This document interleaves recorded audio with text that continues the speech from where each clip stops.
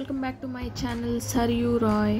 నేనైతే ఇక్కడ మీకు చికెన్ కర్రీ విలేజ్ స్టైల్లో అయితే ఎలా తయారు చేసుకోవాలో చూపిస్తున్నాను. ఒక 2 kgs చికెన్, 7 నుంచి 8 టమాటోస్ అయితే సన్నగా కట్ చేసి పెట్టుకున్నాను. 3 ఉల్లిపాయలు సన్నగా కట్ చేసి పెట్టుకున్నాను. కొంచెం కొత్తిమీర, 4 పచ్చిమిరపకాయలు, కారపొడి, పసుపు, ఉప్పు, నూనె, గరం మసాలా దినుసులు.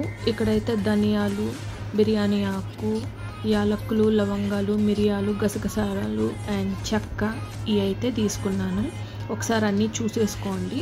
టమాటోలు, కారము, ఉప్పు, పసుపు, ఎర్రగడ్డలు, కొత్తిమీర, పచ్చిమిరపకాయలు అండ్ గరం మసాలా దినుసులు అయితే ఇక్కడ దగ్గర నుంచి చూసుకోండి. ఇప్పుడు చికెన్లోకి ఉప్పు అయితే వేసేసుకున్నాను అండ్ జింజర్ గార్లిక్ పేస్ట్ అయితే వేసుకుంటున్నాను 1 స్పూను. ఇదైతే బాగా మిక్స్ చేసుకోవాలండి. మిక్స్ చేసి స్టవ్ మీద పెట్టుకోవాలి. దీంట్లో ఉన్న నీళ్ళు అనేది మొత్తం ఆవిరైపోయిన తర్వాత మీకు చికెన్ కర్రీ అనేది స్మెల్లే ఉండదు. సో నేనైతే ఇది ముందుగా ఉడకబెట్టుకుంటున్నాను. జింజర్ గార్లిక్ పేస్ట్ వేసి కొద్దిగా ఉప్పు వేసాను కదా. అండ్ ఇలా అయితే అయిన తర్వాత నీళ్ళు ఇనికిపోయాయి. ఇక్కడ నేను 1 టేబుల్ స్పూన్ కారపొడి అయితే వేసేసుకుంటున్నాను. కారం అంతా ఇలా ముక్కలకు పట్టిందండి. ఇప్పుడు నేను స్టవ్ ఆఫ్ చేసి పక్కన పెట్టేసుకుంటున్నాను.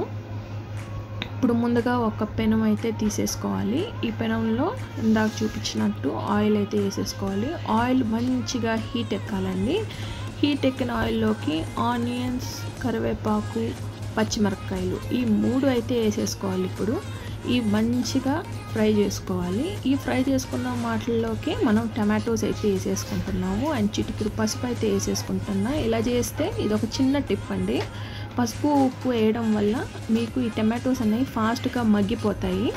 ఇలా మగ్గిపోయిన వాటిల్లోకి మంచిగా ఆయిల్ అంతా బయటకు వచ్చేలాగే ఫ్రై చేసుకోవాలి. ఇలా గ్రేవీ అయితే తయారైపోయింది. ఇప్పుడు నేను 1 tablespoon ginger garlic paste అయితే వేసేస్తున్నాను. ఇలా మంచిగా అది ఫ్రై అయిపోయిన తర్వాత పచ్చి స్మెల్ అనేది పోయేస్తుంది. ఆ వాసన పోయిన తర్వాత దాంట్లోకి రుచికి సరిపోయినంత కారపొడి అయితే ఇప్పుడు వేసేస్తున్నాను.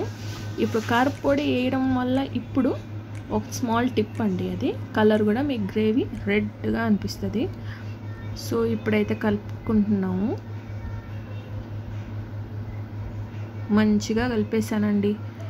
ఇప్పుడు నెక్స్ట్ అయితే ఇందులోకి ఇందాక ఉడకబెట్టుకున్నాము కదా చికెను, దీంట్లోనే ఉప్పు, జింజర్ గార్లిక్ పేస్టు, కారం అయితే వేసేసాం కదా. సో అందుకని గ్రేవీలో కూడా మనం దానికి తగినట్టు వేసి కొంచెం ఆయిల్ పోసుకోవాలి.